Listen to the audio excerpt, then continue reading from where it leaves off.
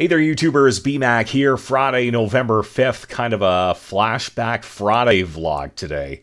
We're going back 24 years to my first ever visit to a radio station. That was on November 5th, 1997, and that was 1997's Take Our Kids to Work Day, in which grade 9 students would shadow family members, usually parents, at their workplaces, but the only problem at that time was that my mom, who was the ad sales manager at the Lindsay Daily Post, had passed away about 4.5 months earlier, and my dad was no longer able to work following a near fatal illness in 1996.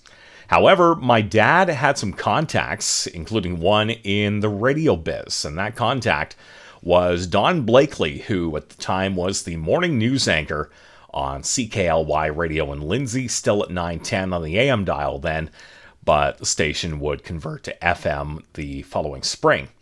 Now, Blakely and my parents were already on a first-name basis, as he was also in real estate in the early 90s, and was our buying agent when my parents bought our last family home in the nearby village of Omemee. And here's a photo of Don with fellow CKLY announcer Bob Akins. So in advance of Take Our Kids to Work Day, my dad phoned Don, and he offered to pick me up at Omemee very early in the morning on November 5th and allow me to shadow him and also some of CKLY's on-air personalities. So I was up at 4 o'clock that morning with just enough time to get ready before Don's arrival at our place around 4:30. And we pulled up outside the CKLY studios on Kent Street West just before 5 a.m. and after quickly showing me the offices on the main floor, we went upstairs to the studios, newsroom, and programming area. And back in the late summer of 97, CKLY's main studio was moved from near the back of the second floor to a little nook at the front of the building just off the newsroom, and CKLY's on-air studio is still there to this day. And some new equipment was also brought in 97, including Electro Voice RE20 microphones, and perhaps the biggest thing, a brand new digital playout automation system from MediaTouch in Winnipeg.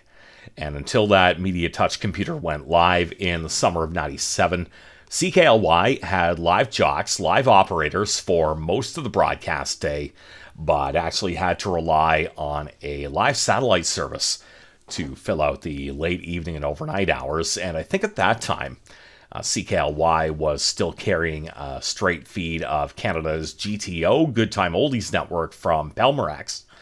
But with MediaTouch, CKLY could roll its own programming, its own local programming around the clock, including fully automated periods that the satellite feed used to fill. And here's a quick peek at the main MediaTouch screen. This is obviously not from CKLY, but rather WODS in Boston around the same time.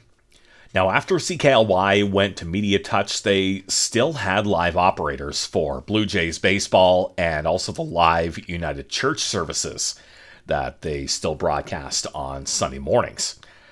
And although CKLY's music was by then stored on a computer hard drive or computer hard drives in an MPEG format, the station's news department was still very much an analog domain audio-wise, because sound bites and short features were recorded on these bad boys, tape cartridges or carts.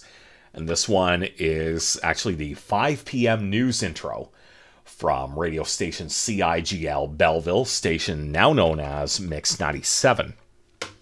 And some features were also recorded on reels of 1/4-inch audio tape, and one of Don's first duties in the morning was to grab several features that came in overnight by satellite. There's a reel-to-reel tape deck in an equipment rack in the newsroom, and that tape deck was either on a timer or a tone decoder, and it would automatically catch those overnight sat feeds, including the Ontario Farm Market Report from Chatham, a morning sports feature from TSN, and if I'm not mistaken, they also carried the daily 90-second commentaries by former chum and CFTR newsie Dick Smythe, which were also piped in overnight.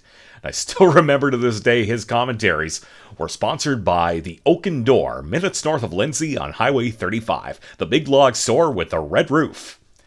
So Don would queue up each feature on the reel-to-reel and dub them in real time to individual carts. And after he had dubbed all those features, Don would check the BN wire computer, and BN was Broadcast News, the radio and TV arm of the Canadian Press. And CP has since retired the Broadcast News brand in favor of just the Canadian Press. But as we all know, old habits die hard, and many of us in broadcast journalism still call it just plain BN. So Don would then print off a bunch of regional and national news stories from BN, as well as sports scores and the current weather forecast for Lindsay and the Kawarthas. And once he had the BN stuff in hand and the local content for that morning, Don was ready for his first newscast of the day. That was a quick update that went live at 5:30 a.m. Now, newscasts on CKLY were always live and usually presented from the newsroom. And the quote-unquote anchor desk consisted of an Electro Voice RE16 mic, an ITC triple-decker cart machine, and a computer monitor for the news anchors to see the MediaTouch control screen. And also on the window ledge by the production room, the newsies had a little red button they could press to start the next audio clip on the MediaTouch playlist.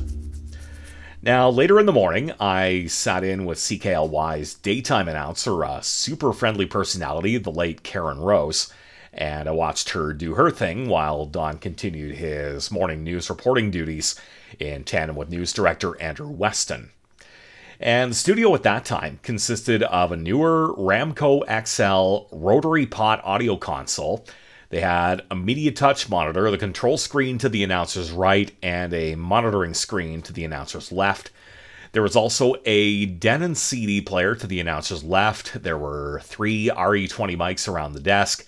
And there was also a Telos 1 phone box for putting callers on the air, and that box was used big time during a 1 o'clock phone-in show that afternoon, which on that day featured a psychic doing quick readings for listeners who would phone in. But when that phone-in show was finished, around 2 p.m., my dad was waiting in the parking lot, and he took me back to Omimi, and needless to say, I so needed a nap. But it was an early morning, but it was definitely worth it, and seeing MediaTouch was sort of a preview of what I'd be using 5 years later as a radio student at Belleville's Loyalist College. Now, since my experience at CKLY in November of 1997, a number of changes took place. The station had converted to FM in the spring of 1998, going from 910 AM to 91.9 FM, and they're still transmitting from the old AM site south of Lindsay on Highway 35. And in 2000, Chum Limited sort of rescued CKLY from its mostly local ownership group, because the station had not turned a profit in years and had not been the same since longtime owner Pete McNabb sold the station to his son Andy, who more or less ran CKLY into the ground.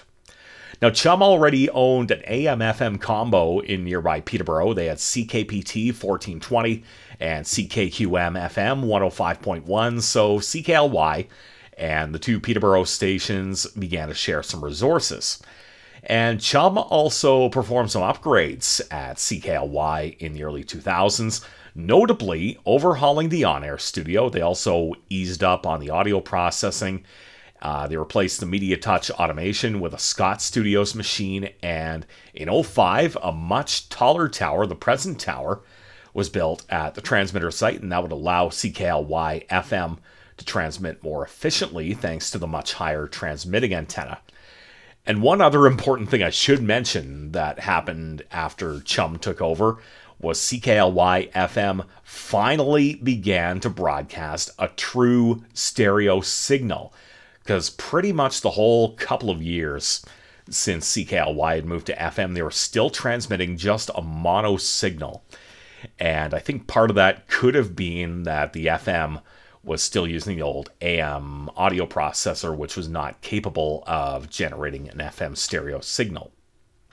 Now, before I wrap up today, I should mention that before my visit to CKLY, I had actually been inside 2 television studios.